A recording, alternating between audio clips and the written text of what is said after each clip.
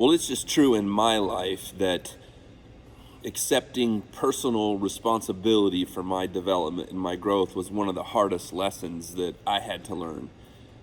It's Mayhem Mindset Monday, and I wanted to talk a little bit about this idea of accepting personal responsibility in your personal growth in your life.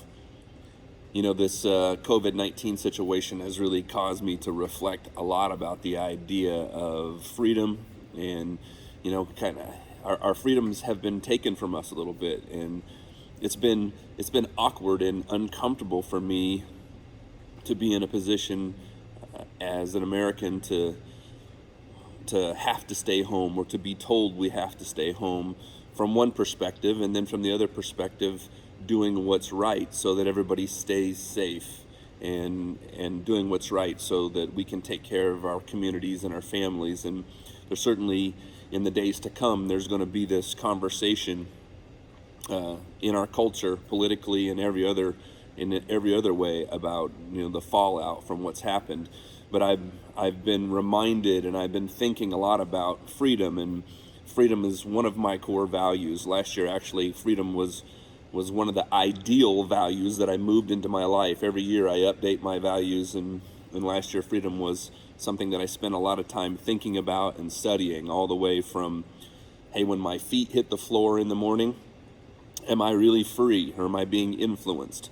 I thought about it from the perspective of being influenced or being the person who's influencing. And so I started with being really careful about what I was thinking about, or what I allowed into my mind or my eyes right away in the morning.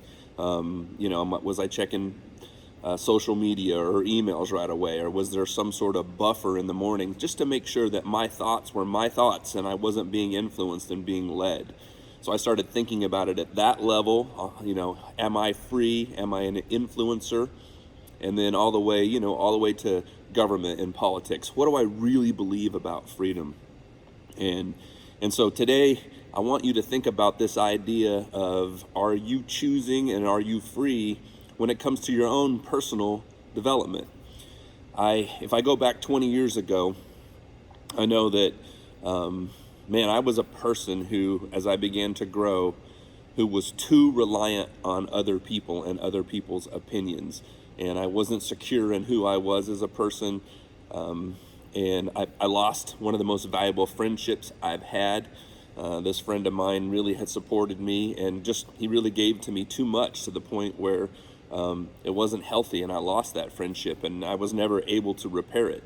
And that's something that stuck with me all the time. And the greatest influence in my life when I was young was my uncle, Jim Hensel. And Uncle Jim was like a father to me. And so in the dark times back in the day, 20 years ago, when I was going through all the challenges and this idea of really developing my own personal identity and really owning my own values, really was something I began to focus and work at. Uncle Jim was the guy who challenged me and arrested me to begin to take ownership in my life. I was driving with him in the car one day, and it was shortly after my wife had left and the divorce and all that was going on, and I had just been complaining to him in the car. We were driving to the store, and I was complaining and blaming other people for all my problems, and talking about my dad and what he had done to me, and this is what my ex-wife had done to me. And Uncle Jim was a soft-spoken person, but we just had pulled into the parking lot and parked the car, and all of a sudden he slammed his hand down on the dash of the car. And he looked at me with this intensity that I hadn't seen from him. And he just said, when are you going to accept responsibility for your own life and for your own actions? And when are you going to be the person who decides who you are, where you're going, and what you're going to do, and stop blaming other people? And that was really the moment in my life that moving forward, when it comes to development in my life, I'm always going to go back to, hey, Jim, what's your responsibility here? You're free. The greatest gift you've been given in life is choice. What choice will you make here, and what do you think about it first? So when it comes to this idea of understanding purpose or defining yourself, be careful. Be careful. Here's the lesson that I learned. finding purpose in your life or discovering purpose in your life, that's a myth. There's no such thing as finding it, and there's no such thing as discovering it.